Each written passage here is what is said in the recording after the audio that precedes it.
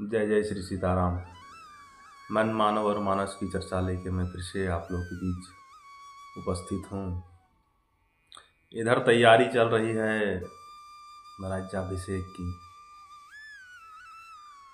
कल प्रभु राजा बनेंगे, हमारे राम जी कनक सिंहासन पर विराजित होंगे, प्रजा को संबोधित करेंगे। सोचो अगर ऐसा हो जाता तो क्या उस केवट भैया को भगवान का दर्शन हो पाता?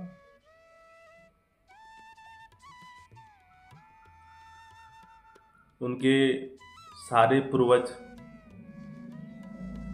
का जो फल मिला वो मिल पाता?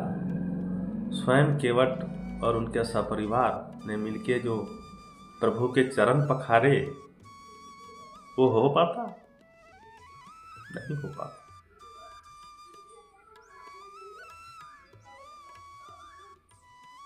इधर सारे प्रजा में हर्षोल्लास है, कल हमारे प्रभु राजा बनेंगे।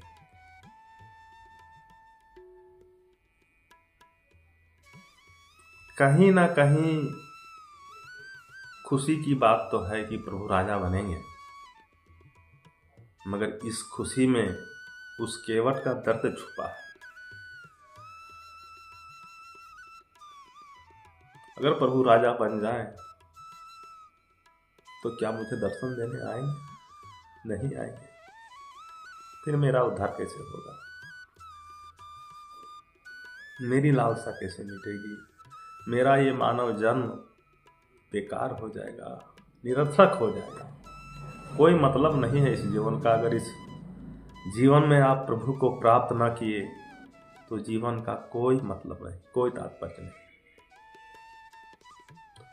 तो इस खुशी के बीच थोड़ी सी टीस केवट भैया के हृदय में,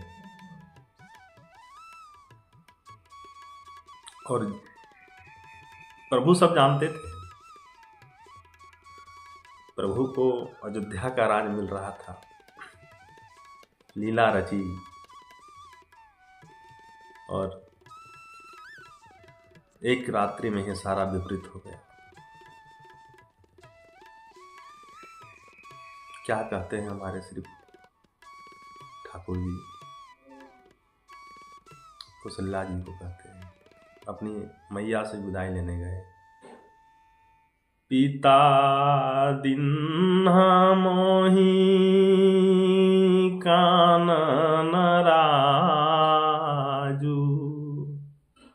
हे माता, आपने तो मुझे छोटी से अयोध्या का राजा स्वीकार किया है ना, और पिताजी ने मुझे पूरे कानन, पूरे ये जंगल का राजा बनाया है। तो बड़ा हूं ना, इसलिए बड़ी सत्ता मिली है। ऐसे सोच रखते हैं हमारे श्री ठाकुर जी। पहुंचे सारा विधि विधान होके गंगा जी के तीर। केवट भैया चाहते तो तत्क्षण तुरंत पद पखार करके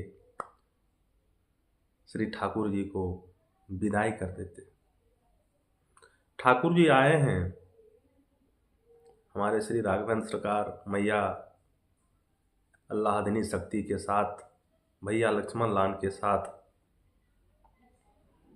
केवट के आगे खड़े हैं। केवट का सौभाग्य खुला, दर्शन तो हुआ केवट को, मगर केवट को इस दर्शन से ज्यादा दुख, इस दर्शन रूपी सुख से ज्यादा दुख उनको हो रहा है कि पा तो गया हूं मैं इस ठाकुर जी को, आ तो गए हैं हमारे दरवाजे से, हमारे इस गंगा किनारे पे आए तो हैं, खुशी तो बहुत हो रही है, जीवन कृतार्थ हो गया, मगर उस समय क्या होगा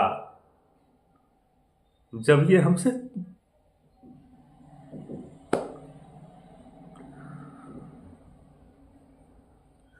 जब ये हमें छोड़ के गंगा पार चले जाएंगे, इनको गंगा पार कर देंगे, उस समय क्या दशा होगी हमारी?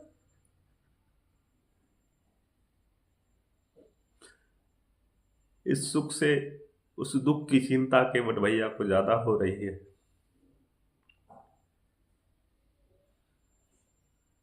कहीं ना कहीं वो टीस सता रहा है केवट भैया को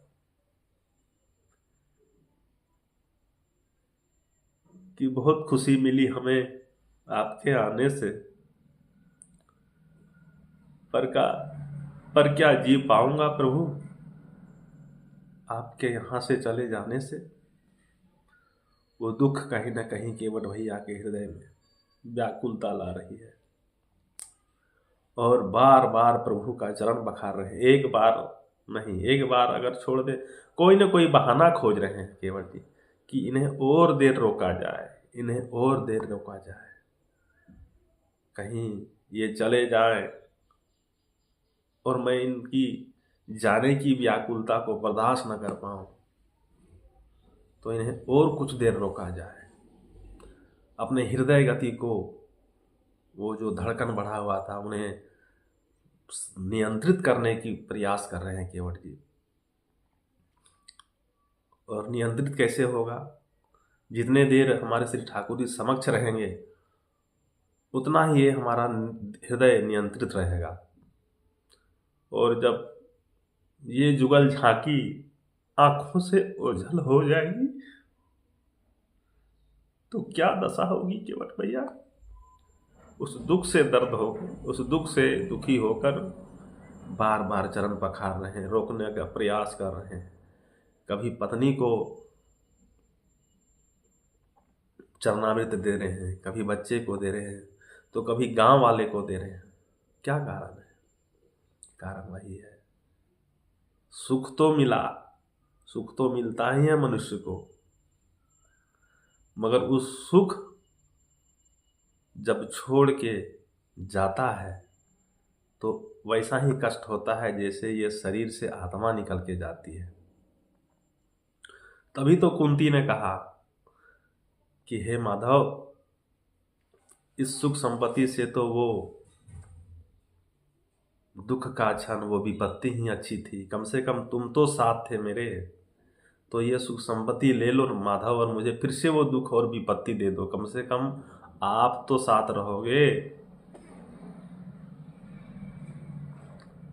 ऐसी अभिलाषा हर एक भक्त के हृदय में होती है।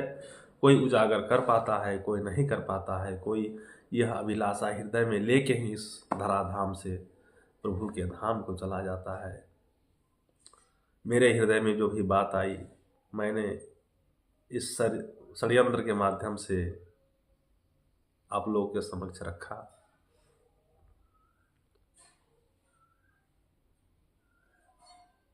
और ऐसी इच्छा